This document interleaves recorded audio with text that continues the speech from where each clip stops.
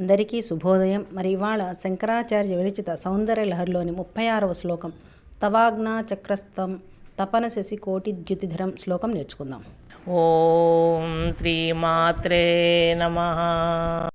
తవాజ్ఞా చక్రస్థం తపన శశి కోటి ద్యుతిధరం పరం శంభుం వందే పరిమిళిత పార్శ్వం పరచితా యమారాధ్యన్ భక్త్యా రవిశశి శుచీనామ విషయే నిరాలోకే లోకే నివసతి బాలోక భువనే తవాజ్ఞా చక్రస్థం తపన శశి కోటి ద్యుతిధరం తపన శశి కోటి ద్యుతిధరం పరం శంభుం వందే పరిమిళిత పార్శ్వం పరచితా పరం శంభుం వందే పరిమిళిత పార్శ్వం పరచితా యమారాధ్యన్ భక్త్యా రవిశశి శుచీనామ విషయే నిరాలోకే లోకే నివసతి బాలోక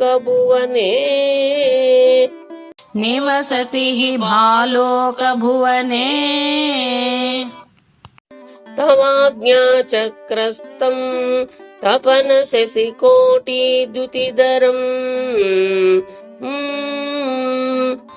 తవాజ్ఞా చక్రస్థం తపన శశి కోటి ద్యుతిధరం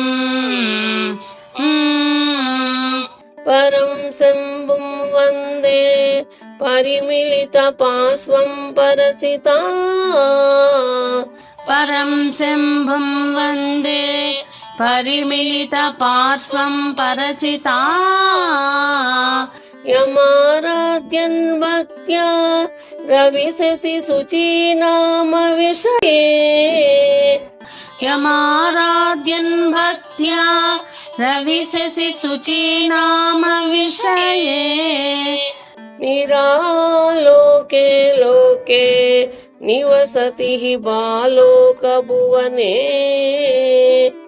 నిరాలోకే లోకే నివసతి బాలోక భువనే తవాజ్ఞా చక్రస్థం తపన శశి కోటి ద్యుతిధరం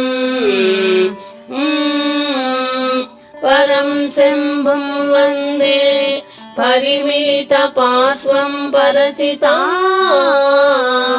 యమారాధ్యన్ భక్త్యా రవిశశి శుచీనామ విషయే నిరాలోకే లోకే నివసతి బాలోక భువనే.